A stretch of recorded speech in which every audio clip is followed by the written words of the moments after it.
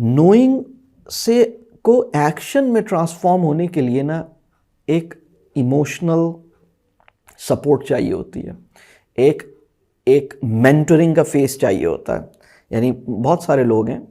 वो उन्हें पता है कि गुस्सा ठीक चीज़ नहीं है, लेकिन वो जब मैं उनसे कहता हूँ ना कि भाई तुम कनेक्टेड हो जाओ, तो वो शुरू में मेरी बात नहीं समझ आती। वो कहते हैं कि सर क्यों आप कह रहे हैं, मुझे पता तो है, I know everything about anger, I know everything about the causes of anger, factors of anger, effects of anger, types of anger, the neurobiological process which involves जो एंगर के पीछे जो मेरे न्यूरोट्रांसमीटर्स और मेरी ब्रेन केमिस्ट्री है वो सब मुझे पता है। मुझे अपने हार्मोन्स, मुझे अपने डोपामीन, बहुत सारी चीज़ें मुझे पता है, मुझे सब कुछ पता है। पता होना इज़ नॉट इनफ। मैं उनसे कहता हूँ देखो एक मिनट, तुम्हारा मसला ये नहीं है कि तुम्हारे अंदर एंगर के ऊपर यानी तुम्हारे दिमाग में एंगर से ऊपर 1000 पेजेस का कंटेंट तुम्हें मिल गया है। This will not solve problem यह है कि तुम्हें एक ऐसे इंसान से मोहब्बत और ताल्लुक़ और रफ़ाक़त और तवज्जो नहीं मिल पा रही जो बहुत ठंडे दिमाग का है, जो बहुत कूल यानी जहन के लिहाज से बहुत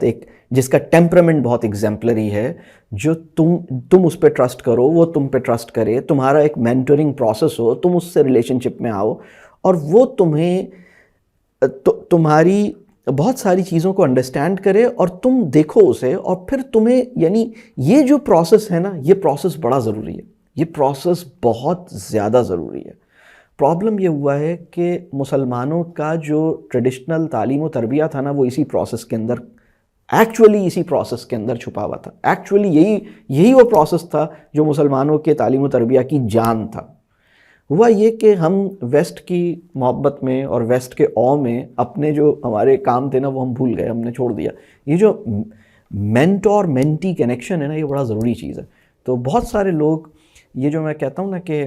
ये एक प्रोसेस है, उसके अंदर उस प्रोसेस के कई कंपोनेंट्स हैं। उस प्रोसेस में एक चीज़ ये है कि सेल्फ रियलाइजेशन होती है। उस प्रोसेस के अंदर दूसरी चीज़ ये है कि आप किसी से जुड़ते हैं और उसके साथ अपनी शेयरिंग करते हैं। उस प्रोसेस के अंदर आपको मेंटोर की तवज्जो हासिल होती है, आप उस पर ट्रस्ट करते हैं, वो आप पे ट्रस्ट करता है, आपकी 1-on-1 कभी कभी कोई प्रॉब्लम्स होती हैं, सॉल्व होती हैं, और आप एक बड़े गाइडेड प्रोग्राम के अंदर बड़ा एक कह लीजिए ग्रेजुअली, क्योंकि ये चेंजेस सडन नहीं होती, ये सडन इनिशिएटिव्स हो सकते हैं, लेकिन वो चीज़ें हमारी लाइफ में आ जाएं, दैट टेक्स टाइम। उसके लिए वो प्रोसेस जो है वो बड़ा इंपॉर्टेंट है, और उसके नतीजे में वो जो नॉलेज है वो अमल में आती है। अगर इस प्रोसेस का हिस्सा ना बने तो जो वो नॉलेज अमल में आई है वो बड़ी आसानी से अंडू हो जाती है। मतलब आपने बहुत सारी, हमारी सोसाइटी में बहुत सारे लोग हैं जिन्होंने एक इनिशिएटिव लिया, लेकिन वो रिवर्सिबल इनिशिएटिव है, वो इनिशिएटिव इरिवर्सिबल नहीं है। वो इनिशिएटिव लिया, आज बड़े जोश में इनिशिएटिव लिया, 2 दिन के बाद जोश ठंडा हो गया, या बड़े जोश में इनिशिएटिव लिया, फिर क्रिटिसिज्म हुई, शौहर ने कुछ कह दिया, भाई ने कुछ कह दिया, बच्चों ने कुछ कह दिया, उन्होंने कहा हो फ़ायदा क्या है, ये सब लोग मुझे ऐसे कह देते हैं। अब now comes the role of mentor. जब मेंटोर कहेगा भाई देखो एक मिनट, तुमने ये इनिशिएटिव क्यों लिया था,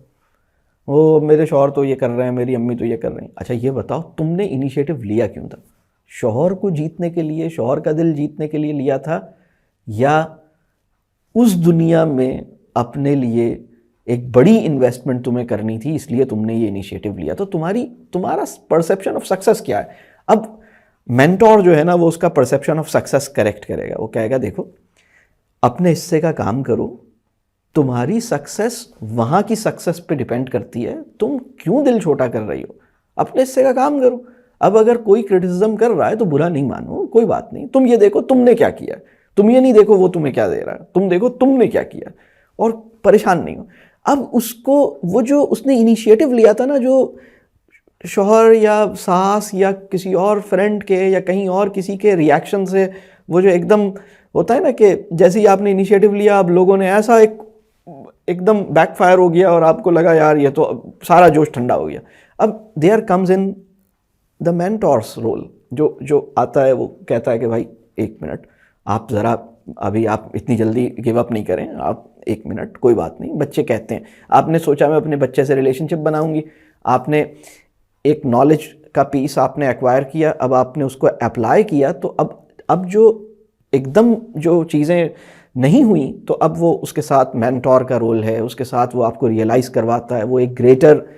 गोल आपकी रियलाइजेशन आपको मुस्तकिल करवाता रहता है। वो ये रियलाइज़ करवाता है कि तज़किया कितना इंपॉर्टेंट है, सेल्फ़ रियलाइजेशन कितनी इंपॉर्टेंट है, किसी भी मसले को देखना किस तरह से है, किसी भी सिचुएशन में दिल छोटा कैसे नहीं करना। ये सारी चीज़ें, इन सारी चीज़ों को पीपीटी के ज़रिए या इन सारी चीज़ों को यूट्यूब के ज़रिए या इन सारी चीज़ों को किसी किताब या किसी आर्टिकल के ज़रिए नहीं हल किया जा सकता। तो मैं अक्सर एक बात कहता हूँ कि हमारी जो ज़िंदगी के बड़े मसाइल हैं, वो इन्फॉर्मेशन गैप की वजह से पैदा नहीं हुए हैं। इन्फॉर्मेशन तो बहुत है, लेकिन वो मसाइल मेंटरिंग के गैप की वजह से पैदा हुए हैं, या वो मसाइल इस वजह से पैदा हुए हैं कि जो इन्फॉर्मेशन उनको रिसीव हुई है, वो इन्फॉर्मेशन आइसोलेशन के अंदर है, डिस्कनेक्टेड है। जब तक वो सारे सॉल्यूशंस जो आपने अपने मसाइल के लिए हासिल किए हैं, उन सब के अंदर एक फ़िक्री और असासी कह लीजिए उसकी बेसिस जो है, वो जब तक एक उसके अंदर यूनिटी नहीं होगी, तब तक वो सॉल्यूशंस एक दूसरे को कॉम्प्लीमेंट नहीं करेंगे। बाज़ औक़ात हम डिफरेंट पैराडाइम्स में सॉल्यूशंस बाय करते हैं और वो सॉल्यूशंस एक दूसरे को काउंटर करते हैं, वो कॉम्प्लीमेंट नहीं करते। ये इतना नाजुक मसला है जो शायद मैं अभी इतनी कम टाइम में बयान भी नहीं कर सकता। तो बस मैं ये कहूँगा कि बाज़ औक़ात हमें, जैसे मैं कहूँ ना कि जानी हुई बात, मैं अक्सर एक जुमला कहता हूँ कि जानी हुई बात और फिर उसको बड़े स्कीम ऑफ थिंग्स में समझी हुई बात, यानी जानी हुई बात और समझी हुई बात, और वो बात जो मेरी निगाह बन गई है, ठीक है, ये इन तीनों में फ़र्क है। यानी वो बात जो मैंने जानी है, वो बात जो मैंने समझी है, और वो बात जो मेरा तनाजुर बनी है। अच्छा, अब तनाजुर बनने के बाद अमल में, यानी अमल में उतरी हुई बात, जिसको मैं कहता हूँ बरती हुई बात, यानी जानी हुई बात, समझी हुई बात, मेरा जाविया निगाह बनी हुई बात, बरती हुई बात, जिसको मैंने बरता है, बरतना कहते हैं, और फिर उसके बाद उतरी हुई बात, मेरे वजूद की अंदरूनी तहों तक ये बात उतर गई है मेरी। अल्लाह करे कि हमारे, यानी जो मुसलमानों का गोल्डन इरा था ना, उसमें इस्लाम जो है वो ओरल कम्युनिकेशन की बहुत ज़बरदस्त स्किल्स की वजह से इस्लाम स्प्रेड नहीं हुआ था कि भाई, ये उस ज़माने में ओरेटर्स थे ना, बड़े बड़े, ओरल कम्युनिकेशन बड़ी स्ट्रॉन्ग थी, और क्या बात करते थे, क्या लफ्ज़ी थी, वाह वाह वाह वाह, ऐसा कुछ भी नहीं था। पॉइंट ये नहीं था कि वो उनकी ओरल कम्युनिकेशन कैसी थी, पॉइंट ये था कि वो रेडिएट करते थे अपने वजूद से, मतलब वो जहाँ होते थे ना, यानी दीन जो है वो ओरल कम्युनिकेशन की बेसिस पे नहीं स्प्रेड करता, बल्कि दीन जो है वो हमारे अंदर से रेडिएट करता है, मतलब हम, यानी उसके अंदर होता है। मेरे एक बुज़ुर्ग हैं, वो बड़ी ज़बरदस्त बात वो अक्सर कहते हैं कि दीन का हमसे असल मुतालबा ये नहीं है कि हम सच बोलें, बल्कि असल मुतालबा ये है कि हम सच्चे बनें। यानी सच्चे बने का सच बोलने का मतलब तो ये है कि कभी सच बोल रहे हैं, कभी नहीं बोल रहे हैं, लेकिन सच्चे बने का मतलब ये है कि अंदर तक वो उतरा हुआ हो, मतलब बिल्कुल हम बिल्कुल, और सच भी बोलें, मतलब सच बोलना अंदर तक। तो जानी हुई बात, समझी हुई बात, बढ़ती हुई बात, उतरी हुई बात, और मेरी ज़िंदगी में पूरे तौर पर ढली हुई बात, यानी वो एक ऐसी बात है जिसकी बेसिस पर मेरी पूरी लाइफ जो है वो उसके ऊपर खड़ी है। सर, बढ़ती हुई बात के क्या माने, मैं नहीं समझ पाई। बढ़ती हुई बात, बढ़ती बे से मैंने है, बरतना उर्दू में एक वर्ड है जिसको हम कहते हैं कि उसको एक्सपीरियंस करना, उसको ट्राई आउट करना, उसको you do it, you try it out.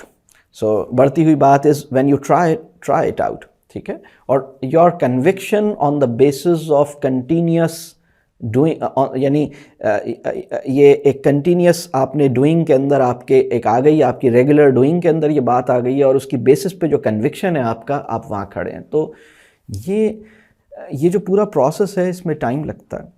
आप में से कितने लोगों ने सुना है सिलसिला मौलविया? आपने कभी वर्ड सुना है सिलसिला मौलविया? हो सकता है आप लोगों ने कादरिया, चिश्तिया, नक्शबंदिया, हो सकता है ये वर्ड्स सुने हों, वाकिफ़ होंगे आप लोग। इस तरह के पूरे एक कह लें स्कूल्स हैं स्कूल्स ऑफ सूफीज़म हैं, तसव्वुफ़ हैं। इसी तरह एक और स्कूल है जिसको कहते हैं सिलसिला, एक और ऑर्डर है जिसको हम सूफ़ी ऑर्डर्स कहते हैं, विच इज़ कॉल्ड सिलसिला मौलविया। सूफीज़म के जो 4 मशहूर ऑर्डर्स हैं, ये उससे हटकर एक और ऑर्डर है जो कि शायद इतना मशहूर नहीं है, लेकिन ये भी एक ऑर्डर है। अच्छा, मैं किसी ऑर्डर से बिलोंग नहीं करता, मेरा मकसद कोई ऑर्डर को प्रमोट करना नहीं है, मैं सिर्फ उससे जो लेसन ले रहा हूँ, चूँकि वो लेसन मेरी जो चीज़ें जो यानी जो मैं